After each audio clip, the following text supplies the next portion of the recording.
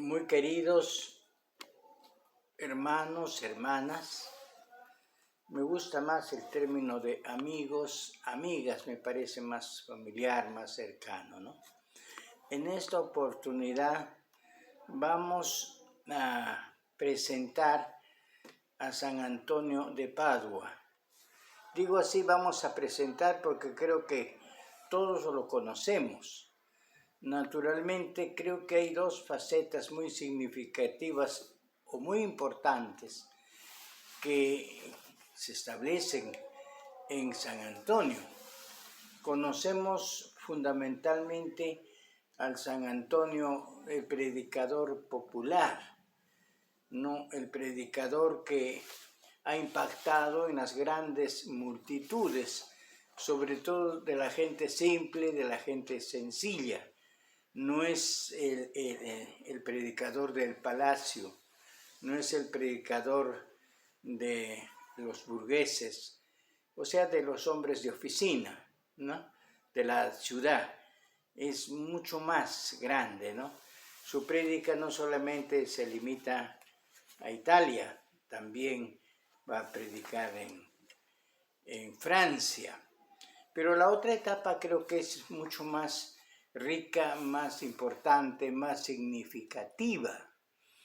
Para el tiempo no nos da, el tiempo es cruel, pero recordemos que nace en el 1195 en Lisboa. Fíjense ustedes, decimos San Antonio de Padua, y sin embargo él no es paduano, él no nace en Italia. Él nace en Portugal, no nace en Lisboa, y luego se va a hacer,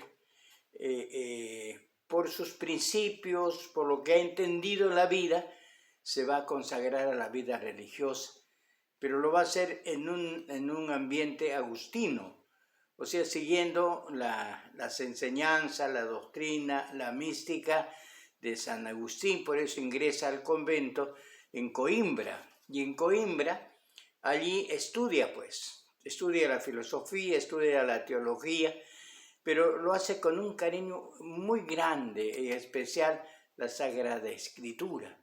Y de por sí tiene el don de la dialéctica.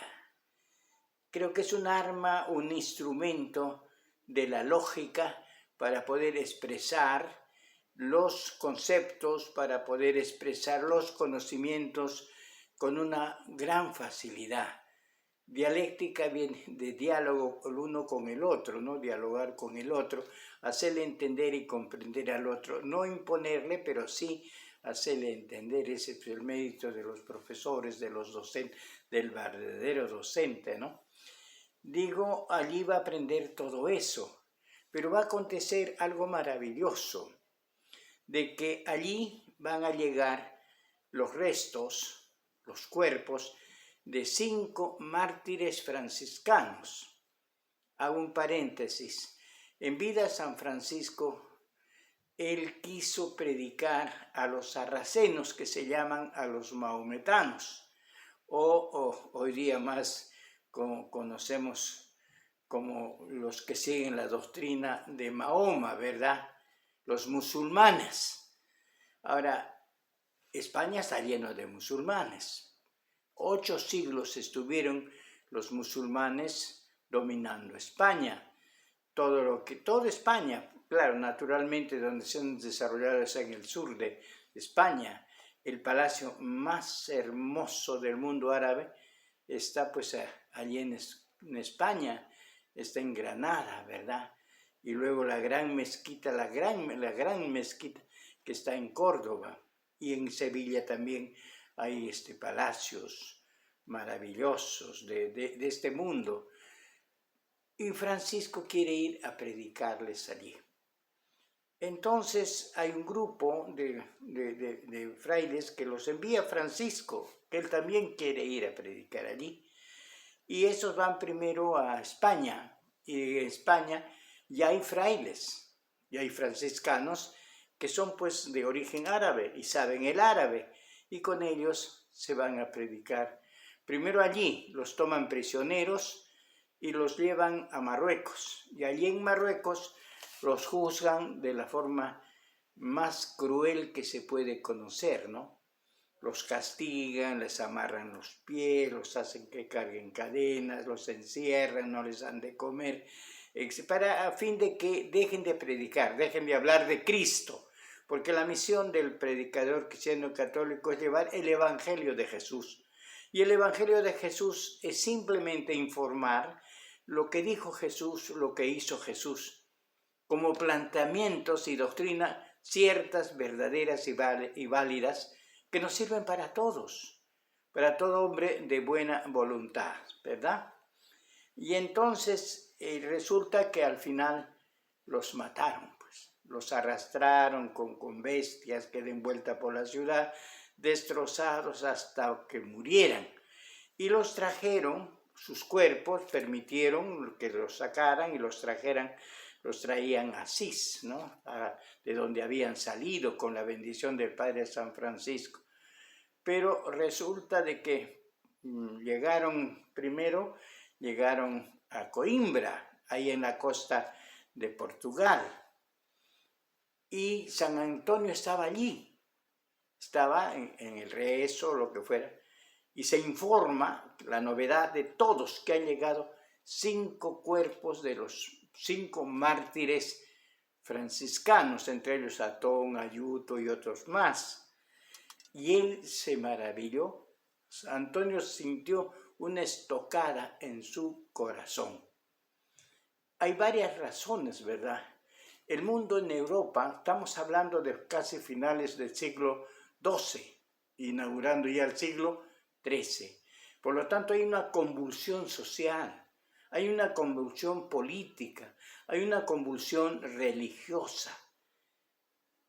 Y la población ha aumentado, la demografía ha hecho crecer a las ciudades, etc. No están totalmente delimitadas, pero existen los pueblos y las ciudades. Y esa estructura, la estructura social, comienza a desequilibrarse, a salirse de sus ejes. Hay nuevas formas de pensar, hay nuevos intercambios, modos de ser y de vivir culturales, hay nuevas ideas políticas, hay nuevas ideas económicas, sociales. Allí va a comenzar prácticamente esa etapa de la economía política del comercio.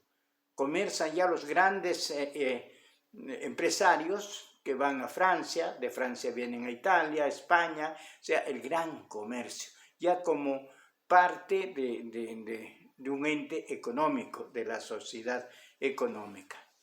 Y en lo político igual, ya hay luchas frontales de príncipes, reyes, ciudades contra ciudades, incluso, ¿no?, el Papa con los monarcas, con los grandes terratenientes, feudales, etc. En general, entonces, hay un resquebrajamiento de la estructura social. Y en el aspecto religioso, digamos, también hay una carencia y hay una búsqueda, como que lo anterior ya no satisface. No es que no sea válido, no satisface. Después de las grandes persecuciones en Roma, de las primeras comunidades en Roma, todos, desde Valerio, desde Nerón, quemaban vivos a los cristianos, los metían en el circo romano para que no hablen de Cristo, que no hablen del Evangelio. Y sufrieron mucho, vivieron bajo las catacumbas, ¿no?, durante 4 siglos, hasta que vino este señor, el hijo de Santa Elena, que se convierte, se hace cristiano, y da una ley o un decreto de que puedan ya vivir libremente, etc. Y como que el mundo ya no pudo poner cadenas a los cristianos. Cristiano es aquel que habla de Cristo, confiesa que Jesucristo es verdadero Dios y ha traído la salvación al mundo, la liberación del ser humano, la dignidad del ser humano, etc. Y para él no hay cadenas ni barreras, no que estos son pecadores, son negros, son blancos, no, para Jesucristo todo ser humano tiene la dignidad la belleza que tiene un alma y tiene un espíritu en la forma que esté subjugado, oprimido, pero allí está. Los fariseos le dijeron, come con pecadores, vive con pecadores, se junta con pecadores. Pues a eso vino y dice, los sanos no necesitan médico. Los que necesitan médico son pues los enfermos, los tristes. Los pecadores necesitan un abrazo y perdonó a los pecadores, ¿no? A la mujer aquella, a la adúltera aquella, a la Magdalena que le sacó 7 demonios, al Zaqueo aquel que le perdonó que era un bandido, etcétera, etcétera. No es el tema ahora, pero lo importante es que se está nutriendo de todos esos elementos. Las grandes persecuciones en Roma por predicar el Evangelio. Todo el que hace el bien, nadie le critica, o todos lo critican negativamente. Lo tratan de mentiroso, hipócrita, falseador, etc., ¿no? Porque hace el bien, porque predica. No me estoy refiriendo solo a los curas, a los frailes o a las monjas. Hay laicos muy comprometidos que hablan de su fe religiosa, están, por decir, en Cáritas, en estos movimientos laicos de servicio a la comunidad, médicos, abogados, ingenieros, universitarios que van a servir a los más pobres y a los más necesitados, ¿no? Entonces, creo que van dando testimonio de Jesús. ¿Qué ocurre en tiempo de San Antonio? Todo esto. Y San Antonio también se siente desorientado.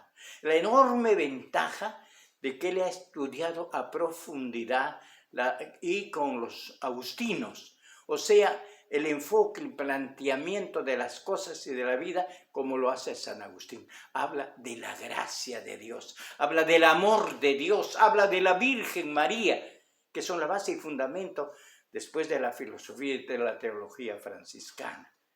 Pero fíjense ustedes, digo, después de las grandes persecuciones hay un florecimiento de los cristianos limpio y puro, pero después se va enfriando, se va tergiversando y los buenos que quieren seguir a Jesucristo se van al desierto y nacen los eremitas, ¿no? Aquellos que viven solos en el desierto, en la quebrada, se alimentan de las cosas naturales, pero llevan una vida profundamente consagrada. Pero después se dan cuenta que el hombre no puede vivir solo. La sociología nos enseña que el hombre no ha nacido para vivir en comunidad, en sociedad, ¿verdad? No puede estar el hombre solo. Entonces regresaron y van a fundar los grandes monasterios de los clunenses, los cistercienses, que viven en grandes extensiones pero cercadas. Ora y labora, trabaja y ora y reza, etc. Y vive los principios cristianos del Evangelio, etc.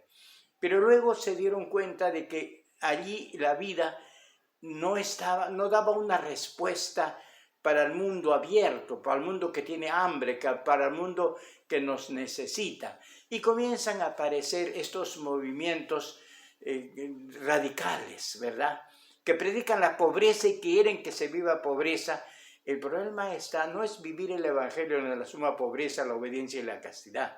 El problema es de que lo vivas en forma sana, equilibrada, que lo vivas normalmente con todos, ¿no? De eso se trata, que respetes al ser humano en toda su dimensión. Y entonces aquí va a aparecer algo maravilloso. Primero diré, aparecen estos grupos que llamamos sectas, ¿no? Los cátaros, los valdenses, es decir, la pureza pura, la pobreza pura, radical, etc. Pero separados del Papa, separados del obispo, separados del sacerdote, nada que ver con ellos. En alguna medida puede ser cierto, pero no es lo mejor. Siempre tenemos que tener un líder, tenemos que tener un orientador, tenemos que tener un pastor. Esa es la distinción de la Iglesia Católica, que tenemos un solo pastor, un solo bautismo, un solo Señor, un solo altar, que nos sirve para todos. No es una presión, somos libres de aceptar y somos felices. Y entonces aparecen esos movimientos, pero al mismo tiempo, fíjense ustedes, va a aparecer uno de estos también, pero que no predica, vive la pobreza, no predica la oración, vive, él es oración, que se llama Francisco de Asís. Y este Francisco de Asís va a interpretar la doctrina del Evangelio con una ternura, con una dimensión que revuelve al mundo. Y entonces el amor a la naturaleza no es simplemente el poema, el canto, la belleza del cántico a las criaturas o el hermano Sol, ¿verdad? Que por esto se considera el más grande de los poetas italianos, Francisco de Asís, el más italiano de los italianos, Francisco de Asís, etc. Es decir, recoge todo, porque todas las criaturas son obra de Dios y todos son nuestros hermanos, tenemos que convivir y respetar a las plantas, respetar a las aguas, respetar las avecitas, respetar al otro, al pecador, al miserable. Es un ser humano, es una criatura que hay que amarla, quererla, respetarla, etc., ¿no? Y vive en pobreza extrema. El mundo usa la pobreza franciscana. Algunos se sonríen, no, porque ellos tienen grandes conventos, tienen grandes... Sí, esto es verdad, ¿no? Y lo tenemos porque nadie tiene bien propio. Mi sueldo, mi salario, mi trabajo, la limosna que me pueden dar, no es para Emilio Carpio, no es para mí, es para la comunidad. Y si tenemos un televisor, es de la comunidad. Y si tenemos un carro, está a nombre todo de la institución. El franciscano no puede tener nada propio, absolutamente nada propio. Si yo por ventura o por desventura me tengo que salir, tengo que dejar el convento, porque tengo que atender a mi familia, mi padre está viejito, no hay quien lo atienda, es preferible tomar esas medidas, ¿verdad? Pero me voy pues sin nada. Yo trabajaba en la ciudad más bella, una de las ciudades más bellas del mundo, una ciudad pétrea, una ciudad maravillosa que se llama Cusco. Y allí dirigí un colegio, y el colegio pues, ha crecido y todo lo demás, y tenía dos camionetas, un automóvil, que era pues para todos nuestros trabajos. Trabajábamos en el valle, por aquí, por allá, etc. Y cuando yo me salgo y me vengo a Lima, y entonces mis padres y su carro y su esto, ¿qué carro no hecho cuartos? No, nosotros no tenemos nada propio, entienda, eso es pobreza franciscana, salvo con una mano adelante y otra mano atrás, ¿verdad? No me van a dejar, los frailes me van a apoyar, me van a ayudar a buscar un trabajo, lo que sea, ¿no? Porque la fraternidad queda eso. Y entonces, eso va conociendo Antonio de Padua. No es tanto porque se convierte porque quiere ser mártir, porque justamente con ese motivo va a llegar, fue Antonito a predicar a los árabes, fue a Marruecos, pero se puso mal, muy enfermo, y se tuvieron que regresar, y regresa por Sicilia. Y estando en Sicilia, dice, me voy a Asís, y se va a Asís, y hay el capítulo general de la orden en presencia de Francisco de Asís, y allí conoce personalmente a Francisco.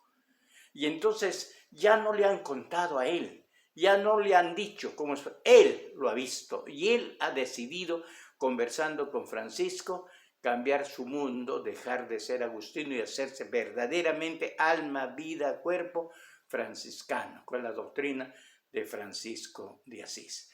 La enorme ventaja de este hombre que ha estudiado a profundidad las Sagradas Escrituras, ha estudiado la teología, ha estudiado la filosofía, la lógica, tiene un ordenamiento de ideas realmente maravillosas.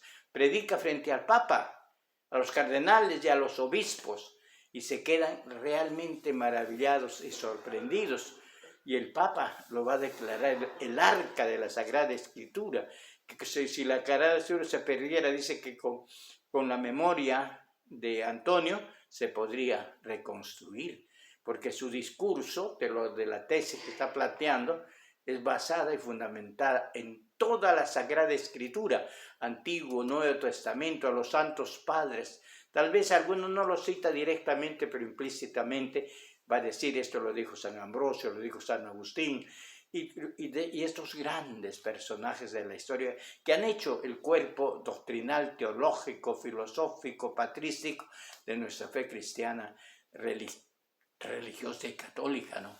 Nuestra historia no es de 4 días, ¿verdad?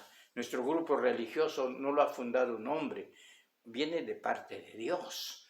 Nosotros somos nacidos desde Abraham, de Isaac, de Jacob, de ese cuerpo originario puro que fue formando el pueblo hebreo, el pueblo judío. Nosotros somos hijos, herederos de toda esta fe, de todo este sentimiento, del entendimiento de que el mundo no está solo, de que el mundo hay un espíritu que se llama Dios, invisible, pero allí está. Cuando yo leí por primera vez la historia de Albert Einstein, es fascinante realmente, pero no conocía más muchas cosas que él guardó como tesoro puro. Las cartas a su hija, ¿verdad? Para muchos era un descreído, era un ateo, un materialista. Para otros era un hombre profundamente espiritual y religioso, ¿no? Dice, pasaba por delante de una iglesia, se quitaba su sombrero, se arrodillaba, hacía una referencia, porque decía, aquí hay un ser supremo, aquí hay un ser superior. No es una idea, es un ser producto del amor. Y una de las últimas cartas que le escribe a su hija Lisette, creo que se llama, le explica todo lo que ha hecho. Le explica cómo llegó a la teoría de la relatividad. Y muestra y dice, pues todo es relativo. El mundo es imperfecto, el mundo es esto, y no hay nada eterno en este mundo. Ni lo que la ciencia investiga, pero viene otro, lo supera, ¿verdad? Lo que ha ocurrido. Los planteamientos seguramente de otros grandes científicos no los ha destruido, los ha perfeccionado, ha aumentado. Todo es relativo. Le dice, pero hija mía, el hombre se dedica a muchas cosas, pero hay una incógnita que no la van a resolver, que es la más grande y maravillosa. El día que el hombre se consagre a estudiar y a querer resolver y entender, será feliz. Eso se llama amor. Eso es lo indestructible, eso es lo perfecto. Eso es lo más bello que puede existir en la humanidad. El amor es igual a Dios. Hija mía, ten presente. El amor es lo más bello y sublime, y eso se llama Dios. Entonces, Antonio está premunido de la doctrina agustiniana. Ustedes saben, San Agustín fue un grandísimo pecador, un desgraciado, mujeriego, bohemio, borracho, pero tuvo la suerte de tener una madre que jamás lo abandonó. Donde iba lo seguía. Hijos por acá, hijos, pero la mamá estaba tras él, ¿verdad? Tras él. Le discutía, se entraba a la catedral de Milán, predicaba San Ambrosio y le rebatía y todo lo demás. Era un hombre, ¿no?, muy guapo, muy simpático, muy inteligente, y lo seguía la gente, sobre todo la juventud. Pero al fin, él va a entender de lo que realmente predica el obispo y comienza a estudiar la doctrina cristiana, a leer el Evangelio, y dice, Señor, pero ¿por qué tan tarde te he conocido, Señor? ¿Qué tarde te he conocido, Señor? Pero dice, quien tiene a Dios lo tiene todo, ¿no? La ciudad de Dios. Y a nombre de él, pues muchos filósofos, instituciones, colegios, universidades, siempre llevan la tea ardiendo de la sabiduría de San Agustín y la santidad de San Agustín. Y todo eso sabe Antonio. Y por eso enfrenta al mundo con sus principios teológicos, con sus principios filosóficos, no digo que hace la polémica, ¿verdad? No solo la dialéctica para rebatir al otro y humillarlo, no, para demostrarle, porque dice que de las chispas sale la verdad. Con el que tú tienes la capacidad de discutir, se llega a la verdad. El que impone, el que grita, el que chilla, no tiene la verdad. Hay que oír, hay que discutir razones. Tanto valen las razones cuanto la autoridad. Lo dijo el gran franciscano Tomás Coto, ¿verdad? El presidente, el sabio, dice, tanto vale la autoridad cuanto valen las razones. Si no, no vale. Y eso es lo que hacía Antonio. Fue el primer maestro de teología, el primer catedrático en Bolonia, siendo fraile, humilde fraile franciscano. Pero su palabra era luz y lo seguían multitudes de juventudes. Ha sido profesor en 3 y 4 universidades en Francia. ¿Y por qué? Por su gran capacidad de conocimientos. Creo que es eso nos falta a los cristianos. A los católicos nos falta prepararnos, porque a veces nuestra palabra es mediocre, nuestra palabra no tiene distancia, nuestra palabra no punza, no entra al alma, se queda por encima. Tal vez también testimonio de vida. Antonio se vuelve más simple, más sencillo. Naturalmente de Antonio conocemos cosas ciertas, verdaderas. Por decir que Antonito, el público no lo quiso ir, fue a predicar a los peces y comenzaron a saltar y a salir los peces, ¿no? Conocemos de que a un hombre malvado le rompió la pierna, le quebró la pierna a otro señor, la sangre le salía pues como chorros, pasa San Antonio, se acerca y lo cura, queda curadísimo, como que allí no pasó nada. Nos recordamos de San Antonio que él da pan, ¿no? Todos le pedimos pan a San Antonito y no falla. Le pedimos por la y sigue todavía, ¿no?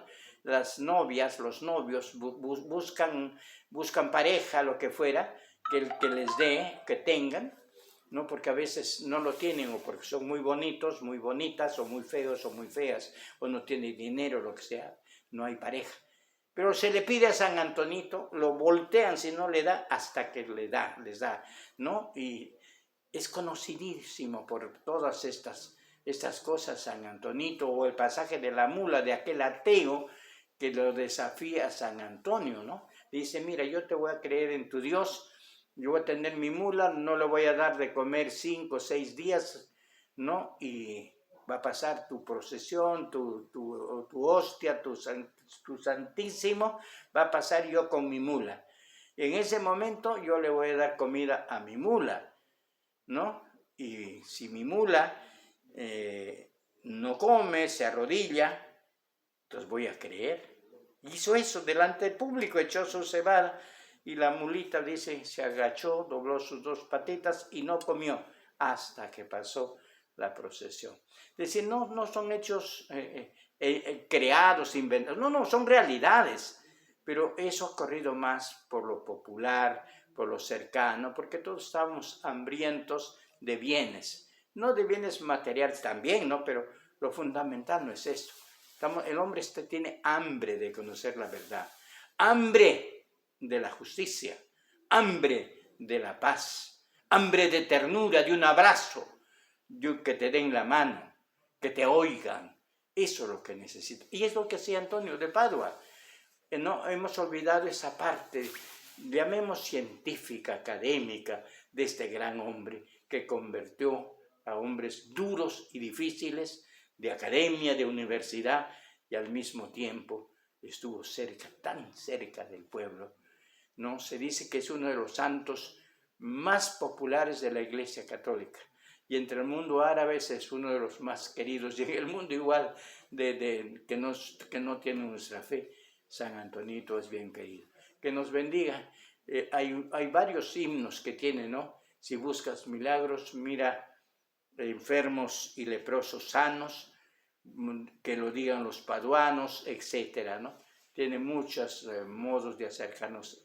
Que San Antonio atienda nuestros ruegos y nos ayude a resolver los problemas de nuestra patria. Igual la sociedad siempre ha tenido estos problemas. El Perú, ¿de qué carece ahorita?